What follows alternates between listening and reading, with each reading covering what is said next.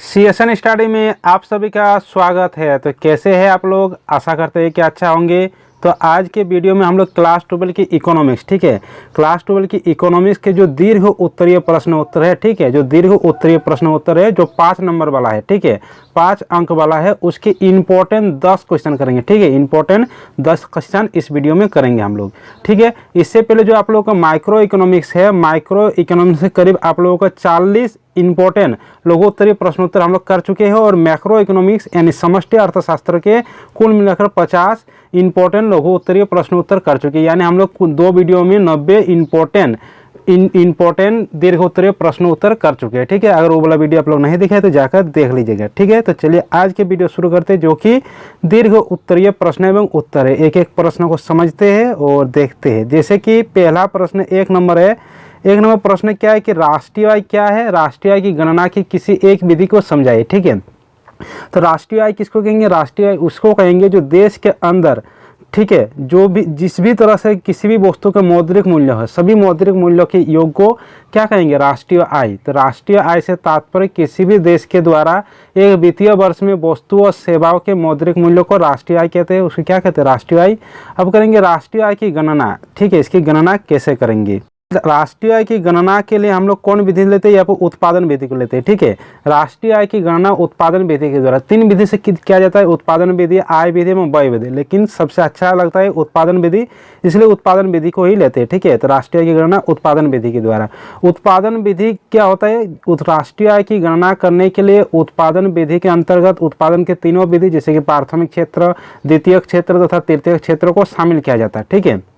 उसके बाद इसके अंतर्गत अंतिम वस्तुओं और सेवाओं के कुल मौद्रिक मूल्यों से मध्यवर्ती वस्तुओं और सेवाओं के मौद्रिक मूल्यों को घटा दिया जाता है, ठीक है। मतलब क्या होता है? जो अंतिम वस्तु बन जाता है, ठीक है, जो अंतिम वस्तु बन जाता है, उसके बाद उस वस्तु के मौद्रिक मूल्यों से उस वस्तु को निर्माण करने के लिए जो भी कच्चे माल यानी भौतिक साधनों का प्रयोग किया जाता है, उसके मौद्रिक मूल्यों को घटा दिया जाता है, तो राष्ट्रीय आय की प्राप्ति होती है, ठीक है। चलिए इसको उदाहरण से समझ लेते हैं।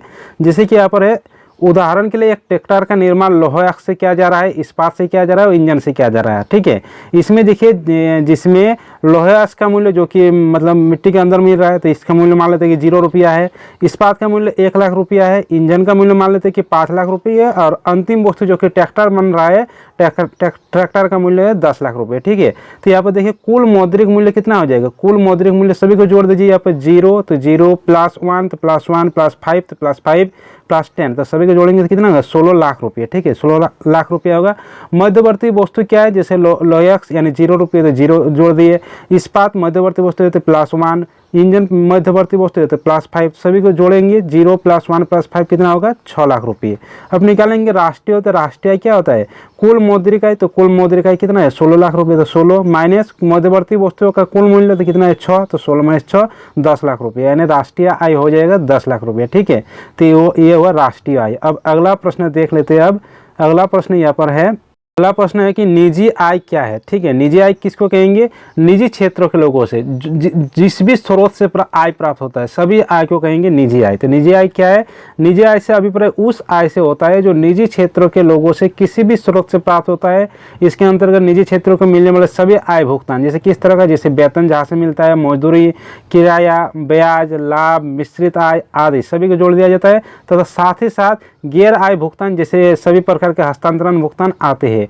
इसमें विदेशों से प्राप्त शुद्ध आय भी सम्मिलित होता है निजी आय में, ठीक है।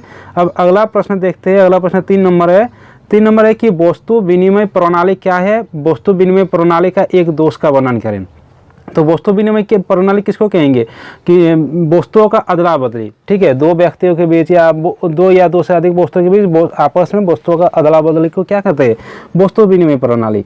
जब किसी एक वस्तु के बदले दूसरे वस्तु का लेना या देना होता है, वो वस्तु विनिमय कहलाते हैं। इसके एक दोष का वर्णन करने के लिए कहा गया, तो दोष इसके लिए दोहरे संयोग का अभाव, ठीक है, दोहरे संयोग का अभाव। दोहरे संयोग का अभाव क्या होता है? वस्तु विनिमय प्रणाली में दोहरे संयोग का अभाव होता है जो निम्नलिखित है।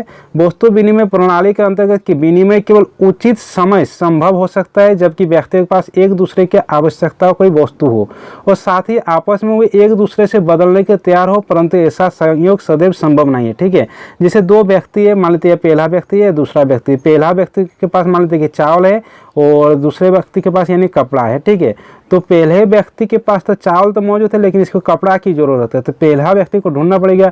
तो ऐसा व्यक्ति कौन है जो चावल लेने के लिए उत्सुक है और जिसके पास कपड़ा है, तो इसको ढूंढना पड़ेगा। तो जो कि एक दोहरे संयोग के अभाव है, जो कि मिलना बहुत ही कठिन होता है, ढूंढ के उसको ढूंढना पड़ता है। तो उदाहरण देख लेते हैं जो अभी समझे। उदाहरण के लिए यदि एक व्यक्ति चावल के बदले में कपड़ा चाहता है तो वह विनिमय तभी कर सकेगा जब कि उसे ऐसा व्यक्ति मिल जाए जिसके पास बदलने के लिए ना केवल कपड़ा हो बल्कि जिसे चावल की भी आवश्यकता है, परंतु व्यवहारिक जीवन में ऐसा दोहरा संयोग कठिनता से ही मिलता है, ठीक है। अगला प्रश्न देखते हैं 4 नंबर। 4 नंबर क्या है कि मुद्रा क्या है एवं मुद्रा के कार्य को लिखिए। तो मुद्रा किसको कहेंगे? देखिए, वस्तु विनिमय प्रणाली होता है ना, जब वस्तु विनिमय प्रणाली में जो कठिनाइयाँ आती है तो मुद्रा का आविष्कार जब से हुआ है तो ये कठिनाई दूर हो गया। हम लोग जाते हैं मुद्रा दे देते हैं, उसके बदले में वस्तु ले लेते हैं और उस मुद्रा से हम लोग कोई दूसरा वस्तु खरीद लेते हैं। तो एक तरह का ये वस्तु विनिमय प्रणाली को मुद्रा के द्वारा आसान कर दिया है, ठीक है। तो मुद्रा वह वस्तु है जो कि विस्तृत क्षेत्र में विनिमय माध्यम, मूल्य माप, मूल्य संचय यानी मूल्य के एक जगह पर इकट्ठा करके रखते हैं, ऋण के भुगतान के मान के रूप में सामान्यतः स्वतंत्रता पूर्वक और स्व इच्छा से निसंकोच सभी स्वीकार करते हैं। यानी सरकार के द्वारा ये आकर ये 10 रुपया है तो 10 रुपये के नोट को सभी स्वीकार करता है स्व इच्छा से, ठीक है। तो उसे कहा जाता है मुद्रा, ठीक है। इसके कार्य को देखते हैं। मुद्रा के 2 कार्य निम्नलिखित है। 2 कार्य क्या क्या है? सबसे पहले देखते हैं कि प्राथमिक कार्य। प्राथमिक कार्य क्या है? मुद्रा के प्राथमिक कार्य के मुख्य कार्य भी कहा जाता है। इन कार्यों के अंतर्गत मुद्रा के उन कार्यों को सम्मिलित किया जाता है जो मुद्रा द्वारा प्रत्येक देश में संपादित किए जाते हैं। इसलिए मुद्रा की इन कार्यों को मूल्य के आवश्यक कार्य ही भी कहा जाता है, ठीक है। मुद्रा के 2 प्राथमिक कार्य कितना है? 2। एक है विनिमय के माध्यम, यानी आपस में मुद्रा देंगे उसके बदले में वस्तु लेंगे, यानी विनिमय का कार्य करता है। मूल्य का मापक, यानी मूल्य को माप करता है, जैसे बोल देता है कि ये नोट है, ये नोट अगर 100 रुपया दे दे तो इस नोट का वैल्यू कितना है, माप कितना है? 100 रुपया। तो प्राथमिक मूल्यों का मापक भी है प्राथमिक कार्य। अगला देखते हैं 2 नंबर। 2 नंबर क्या है?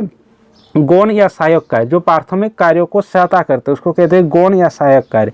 मुद्रा के गौण कार्यों के अंतर्गत वो कार्य आते हैं जो मुद्रा के प्राथमिक कार्यों की सहायता के लिए किए जाते हैं। इसलिए इन कार्यों को मुद्रा के सहायक या गौण कार्यों कहते हैं। गौण कार्य कितने होते हैं? 3 प्रकार के होते हैं। एक स्थगित भुगतान का मान, एक मूल्य का संचय और एक होता है मूल्य का हस्तांतरण, ठीक है।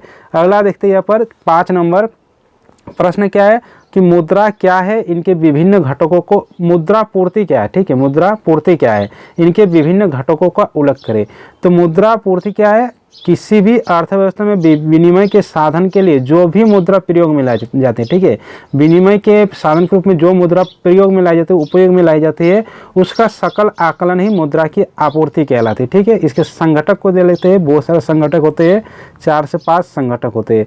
मुद्रा आपूर्ति के विभिन्न घटक जैसे M1 होता है, M2 होता है, M3 होता है, M4 होता है, M0 होता है। सभी को देख लेते हैं। M1 किसको कहेंगे? M1, ठीक है। M1 कहेंगे जनता के पास मौजूद करेंसी और सिक्के, यानी जनता के पास जो भी मुद्रा है और सिक्के उसको लेंगे, साथ में बैंकों में मौजूद मांग जमा, यानी बैंकों में जो भी जितना भी मांग जमा है, और साथ ही साथ RBI के पास अन्य जमा है। यानी M1 में 3 तरह लेते हैं, तीन तरह की मुद्रा लेते हैं। जनता के पास जितना मुद्रा है, बैंकों में मौजूद जितना मांग जमा है, और RBI यानी केंद्रीय बैंक के पास जितना मांग जमा है उसको कहेंगे M1, ठीक है।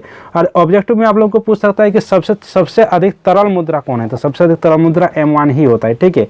M1 ही होता है। अब देखेंगे M2 क्या होता है? M2 अगर M1 के साथ अगर पोस्ट ऑफिस में जितना बचत जमाए है उसको जोड़ देंगे तो M2 हो जाती है, ठीक है। इसको कहा जाता है M2, M1 के साथ पोस्ट ऑफिस में बचत जमाए। अब देखेंगे कि M3 क्या होता है? M3 वो होता है अगर M1 के साथ बैंकों में सावधि जमाए यानी रिकरिंग डिपॉजिट या और फिक्स डिपॉजिट को अगर भी ले लेंगे तो उसको कहेंगे M3, ठीक है।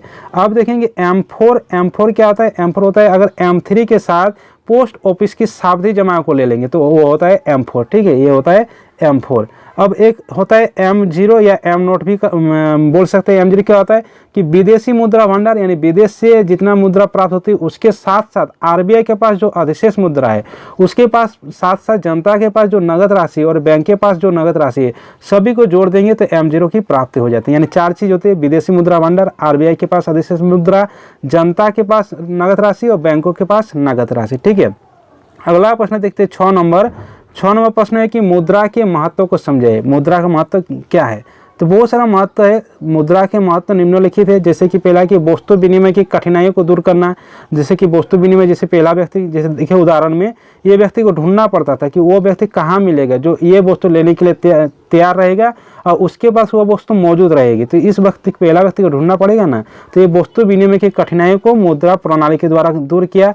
पुरानी वस्तु विनिमय की कठिनाई तथा अर्थ संचय की कठिनाई को दूर कर दिया है वस्तु विनिमय प्रणाली के द्वारा। अगला है बैंक और साख संस्थाओं का विकास। जब से मुद्रा का विकास हुआ, बैंक आया, साख संस्था का विकास है। क्यों है? क्योंकि उस जगह पर हम अपना मुद्रा को इकट्ठा करके रख सकते हैं, मतलब ठीक है। मुद्रा द्वारा साख पत्र या साख संस्था को जन्म मिला है। चेक और विनिमय पत्र द्वारा विनिमय कार्य अत्यधिक सरल हो गया। ठीक है। अगला है पूंजी संचय संभव। मुद्रा द्वारा लोग अपने धन बचाकर उस उत्पादन कार्य में लगा देते हैं। मुद्रा का अपना वो धन बचाकर किसी भी उत्पादन कार्य में लगा सकते हैं।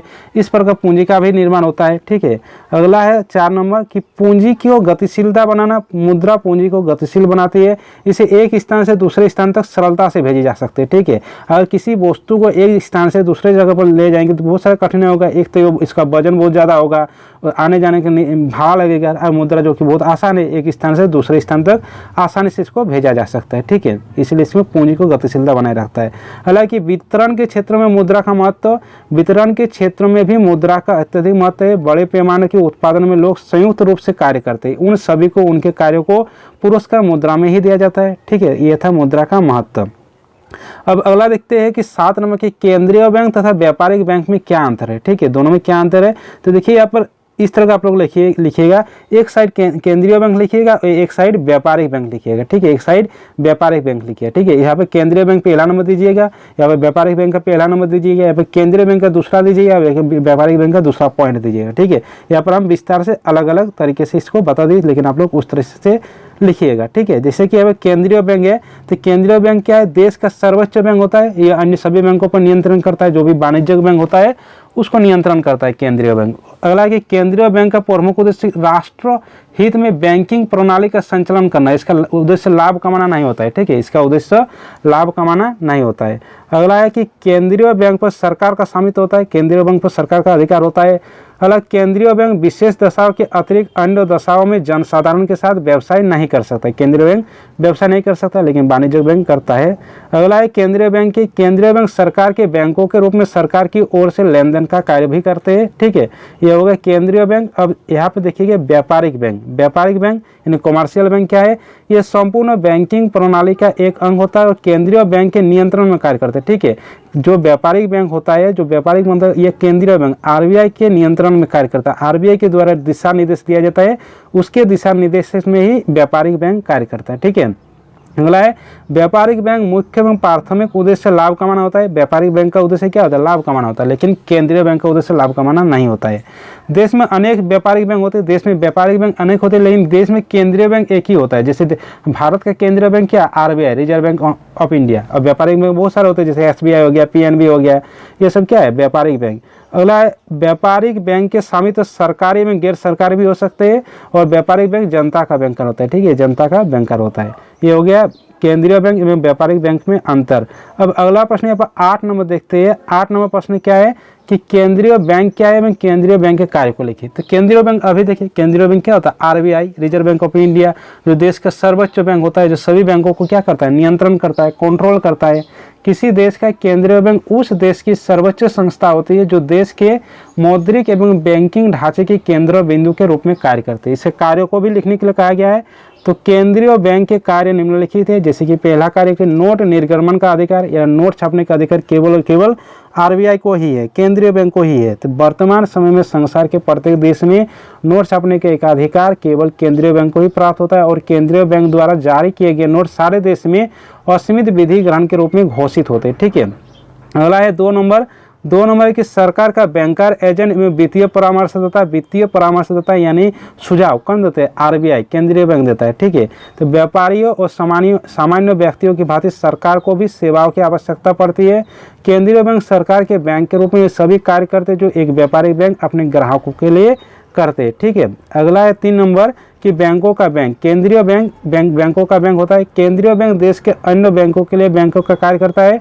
केंद्रीय बैंक का अन्य बैंकों के साथ लगभग वही संबंध होता है जो कि एक व्यापारिक बैंक का अपने ग्राहक के साथ होता है। ठीक है, देख लेते हैं। जैसा कि अगला है यहाँ पर 4 नंबर की अंतिम ऋणदाता। तो अंतिम ऋणदाता जबकि केंद्रीय बैंक को जब धन की आवश्यकता होती है, जब धन कहीं से नहीं मिलता है, जब व्यापारिक बैंक को, ठीक है, व्यापारिक बैंक को जब धन की आवश्यकता होती है और धन कहीं से नहीं मिलता है तो कहाँ से धन लेने जाता है? केंद्रीय बैंक आरबीआई के पास जाता है। तो इसलिए आरबीआई एक प्रकार का अंतिम ऋणदाता होता है। ठीक है, तो केंद्रीय बैंक देश का अन्य बैंकों के लिए अंतिम ऋणदाता के रूप में भी कार्य करता है।